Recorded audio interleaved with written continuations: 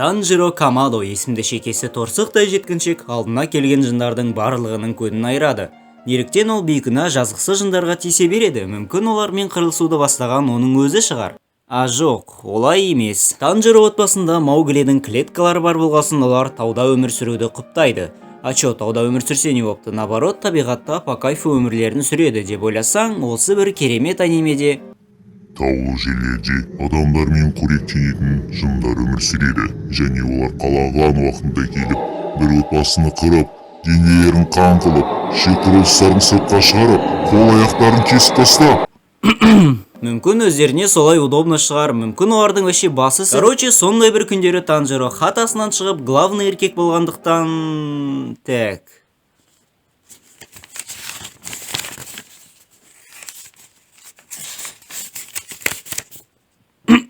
Танжироның анасы көп балалы еді.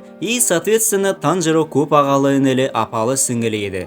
Қысқасы, ол отбасындағы ең үлкені болатын. Таудан түскеннен кейін ол ауылдағы тупойларға нихуя жанбайтын көмірін қымбатқа сатады.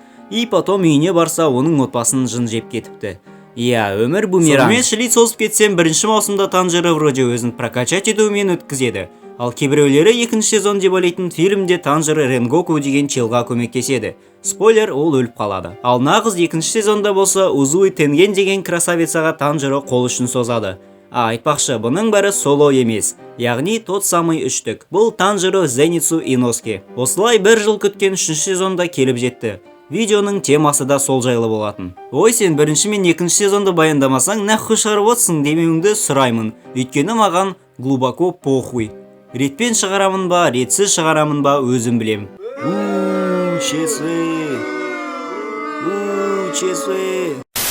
Итак, екінші сезон Танжиро мен қалғандарының Гютара мен Даки деген высшая луналарды әрең айырғанымен аяқталған болатын. Кадр бір демонға ауысады, және бұл үшінші высшая луна Аказа.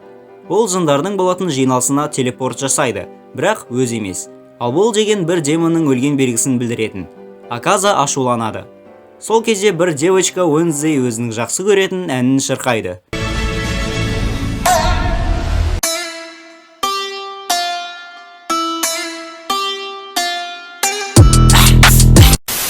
Ладно, бұл Накиме есімді Тянка еді. Енді бір кезде Аказаның көзі бір уйобишный кувшинға түседі. Оның ішінен, дұрыс, жын шығады, бірақ Аладдиндағы емес. Бұл пидордың аты Гёкко. Ол 5-ші высшая луна. Пидор дегенімнің себебі ол Аказаның нервісына тиіп жестко кривляться ете береді.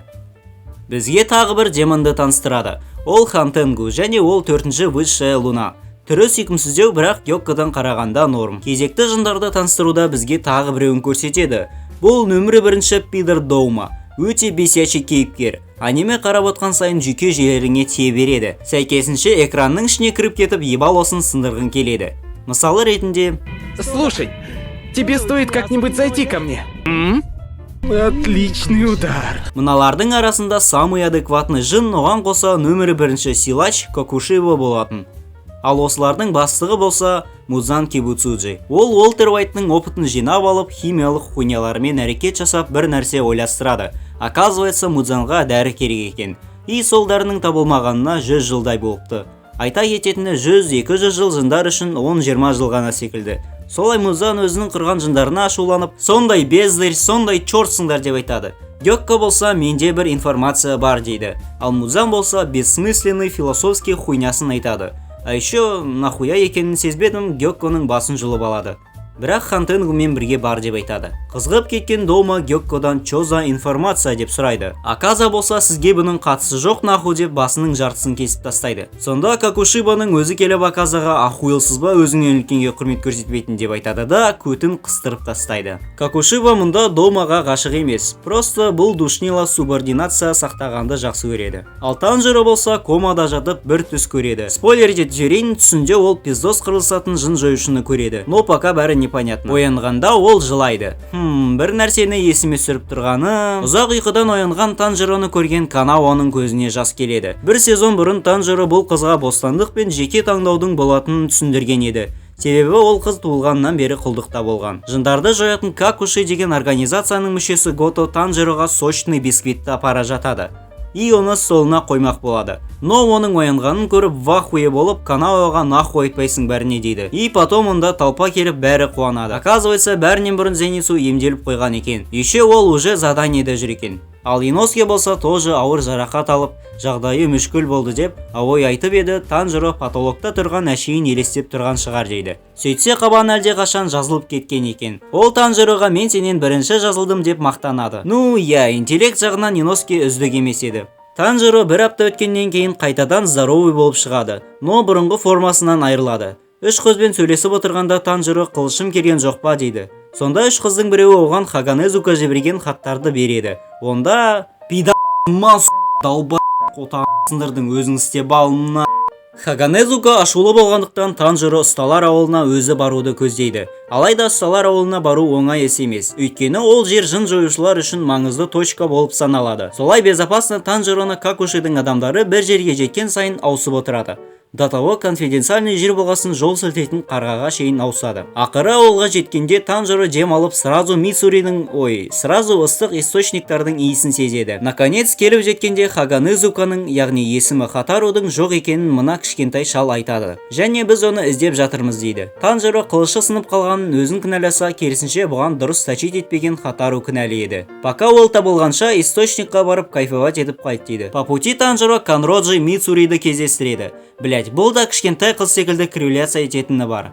Ол источникта біреумен амандасқанын айтады. Бірақ сол источниктағы жігіт Сигма болғасын Мицуриға игнормен жауап береді. Ал Танжиро барғанда оның гения Шиназугава екенін біледі. Бұл бала стол болмаса да жақсы қырылысатын. Бір минусы ол ешкіммен араласпайды. Және бір жуткий факт, ол жындармен қоректенеді. Жаңа айтқанымдай гения разговорный адам емес. Сондықтан да Танжиро екеуінің арасында ешқандай диалог жүрмейді. Сонымен Танжиро источниктан шығып Мицуримен сөйлесіп келе жатады. Танжиро оған: "Канроджи ханым, сіз неге жын жоюшы болдыңыз?" деген сұрақ қояды. И сонда по типу "мен жындардан кегімді алғым келеді" или "мен жындарды жек көремін" деген секілді жауапты күтсең, ол 12 жастағы қыз секілді жауап қайтарады. Оның айтуы бойынша ол бір өзіне лайық жігітті іздеп жүр екен. Ну, енді бұл жерде оның аурумен ауыратыны айқын көрсетілген. Шамасы ол столптарды қалаулыммен шатастырып алған секілді.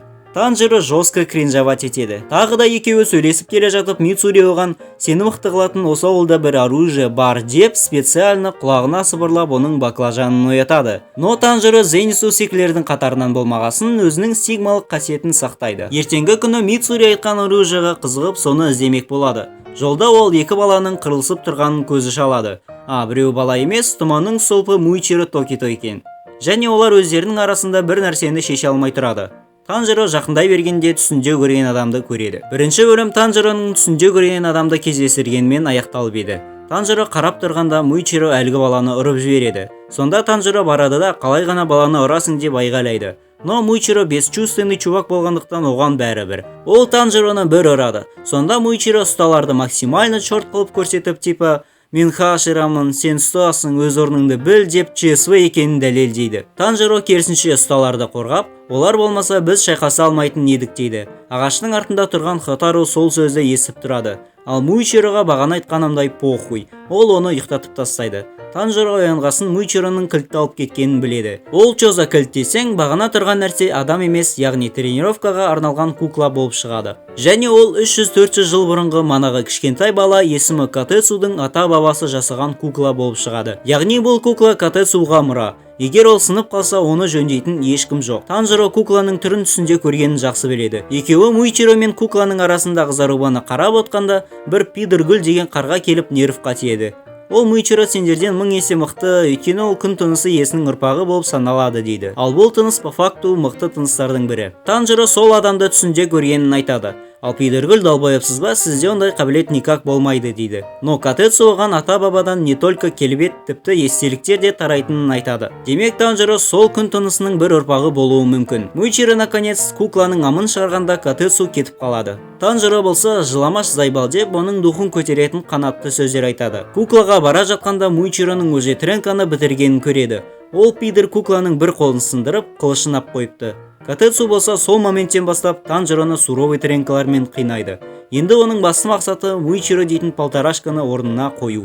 4-5 күн су ішпей, тамақ жемей, ақыр соңында Танжиро чут өле жаздағанда, оның бір үміт оты жанғандай болып, Шаринган секілді қабілеті пайда болады. И солай кукланың жасайтын қозғалыстарын біліп тұрады. Және ол окончательный соққыны береді. Оның басы сынып қалады. Және сол кезде Катесу мен Танжиро куклада тұрған қылышты байқайды. Шамасы бұл қылышқа да 300-400 жылдар көлемінде бар. Ал әрі қарай не болатынын 3-ші бөлімінде көретін боламыз. И бұл видеоның соңы. Комментарий мен лайкты ұмытпа. Сау.